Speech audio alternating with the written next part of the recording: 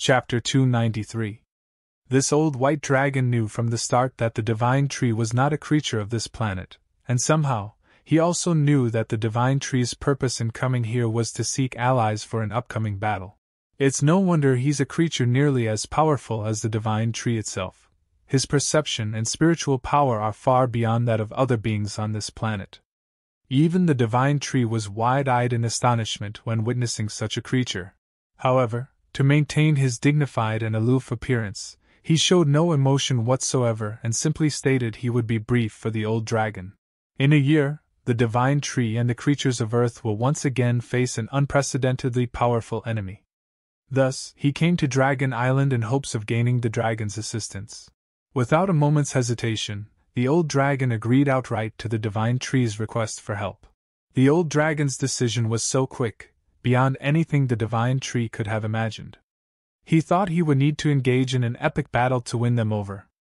Surprised, he asked, "Really?" But the old dragon responded, "No, I'm kidding." The red dragon standing beside them was at a loss for words, saying, "There you go again, always joking at times like these." Meanwhile, the yellow dragon was laughing to tears at his grandfather's prank. This Dragon Island does not exist on the planet Kanglin, nor does it exist in the void. It lies in the layer between the planet Kanglin and the void. It is a completely different world, a place where Dragon Island exists. Only now did Panis understand, exclaiming, "That's why so many races on this planet have tried and failed to find Dragon Island." But only half a year ago, this Dragon Island was invaded by elves, and many dragons on the island were killed by them, resulting in heavy casualties. The old dragon opened his clear blue eyes and said that he, too, was severely injured in that battle. Then, the old dragon raised himself up, revealing the terrible scars on his body. To leave such deep wounds on a fifth-level dragon, that creature must have been extraordinarily powerful. Witnessing this made Panis grimace in fear, with sweat pouring down. The enemy would indeed be formidable. This is exactly why the yellow dragon showed such intense hostility when he saw the divine tree in the form of an elf. What truly worried the old dragon was that the elves alone couldn't possibly reach this place. There had to be a powerful force behind the invasion, a creature both strong and intelligent enough to find Dragon Island, like the divine tree. The dragon god told the divine tree that if he could find out who was behind the invasion, without letting the old dragon finish, the divine tree immediately asked if he would join him. The old dragon replied, "No," instantly, causing the divine tree great annoyance. Despite his age, he seemed to greatly enjoy teasing others. The divine tree appeared to be genuinely angry, his entire body radiating a blinding golden light as he demanded that the old dragon stop joking because he was seriously here to propose an alliance.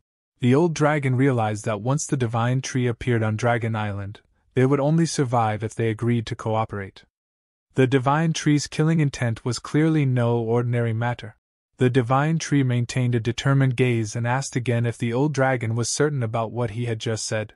As expected, the old dragon, unable to break his habit, replied that he was joking. Damn it, if he didn't teach this old dragon a lesson, he'd never quit these pranks. Now utterly infuriated by the old dragon's jokes, the divine tree's entire body lit up, and he shouted, "Let the battle begin, between you and me!" The red dragon, seeing this, called out and told the old dragon that he joked enough and should be serious now. Panis rushed over to hold the divine tree back, urging him to stay calm, saying, "He's only joking." Truly, a prankster and a hothead.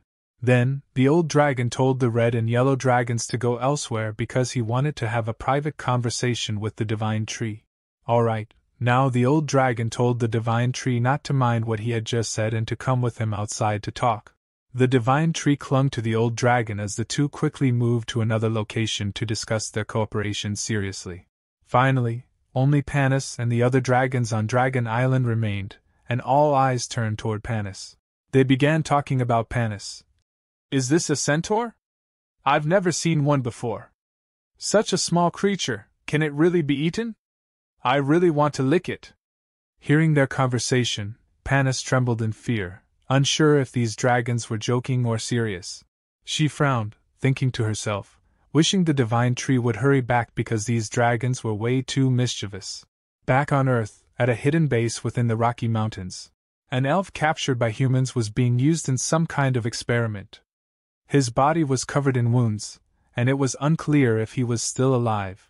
Linhua then used her special technique, creating golden threads of light from her hands that moved toward the elf. The light traveled over and touched the elf's forehead. Linhua said, "That golden spiritual energy is the thread connecting this elf to his world." Currently, the stream of energy was slowly moving upward toward the ceiling into a hole that resembled a portal. Below, Linhua stood next to Yule. It seemed they intended to create a gateway connecting to their world. From what they could gather from the elf's mind, the next attack would happen in 40 days, and the beings on this planet would need to be prepared for it.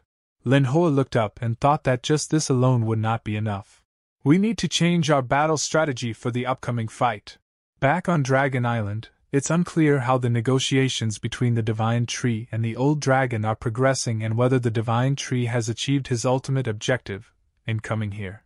The other dragons were all gazing toward the highest point on Dragon Island, watching the historic negotiations between the Old Dragon and the Divine Tree. Where would the future of this island lead? The yellow and red dragons looked up as well, sensing that the Divine Tree and the Old Dragon had been talking for a long time since they moved to a different location for their discussion. Somewhere high up, perhaps the highest point on Dragon Island, the Divine Tree and the Old Dragon were still deep in conversation, with no final decision reached yet. A tall mountain loomed, and from below, one could only see the massive form of the Old Dragon, while the Divine Tree was no longer visible. The White Dragon sighed. "This Dragon Island is truly beautiful." The Divine Tree, however, was in a hurry and had no time to admire the island as the Old Dragon did. He only wanted to hear the Old Dragon's final decision. The Divine Tree continued, "If I pause, the enemies around me will swarm in and tear me to pieces." The Old Dragon lowered his head, fixing one eye directly on the Divine Tree, and said, "I'll die soon." The Divine Tree took the Old Dragon's words as another joke, thinking he was just trying to fool him one more time. But this time, it seemed he was telling the truth. He went on to talk about the wound on his abdomen, a fatal injury. In fact, it was a miracle he survived after taking the full force of that blow. Spiritual power has been revived on this planet for decades, and the dragon race has existed here for countless centuries. Every race on this planet continues to rise, and no matter how powerful the dragons may be, they, too, will eventually fall. If the Old Dragon leaves now, how can Dragon Island continue to fight against other races in the future? With his extraordinary abilities, the Old Dragon could sense the immense spiritual energy within the Divine Tree. Even though the Divine Tree had lowered his power level to an extraordinary level of 4, his entire being still exuded an incredibly powerful aura. The Dragon God believed that sooner or later, the Divine Tree would become an existence surpassing all beings, a creature even stronger than a god. The Old Dragon continued, "Defeat all those who have harmed the dragon race and this planet. I swear in the name of the ancient White Dragon, Jorvik." The Divine Tree looked up, his gaze showing admiration for the Old Dragon. Finally, the Old Dragon made his decision. From now on, the dragon race would be entrusted to the Divine Tree. The Old Dragon's eyes were now filled with determination, with none of the joking or laughter from before. It seemed this conversation had achieved the outcome the Divine Tree desired. Somewhere not far from Dragon Island, suddenly, from the sky, a blood-red hand tore through space and emerged. It was the servant of the ancient tree on this planet, a being considered almost godlike. Dragon Island now truly seemed to be in danger. End of chapter 293.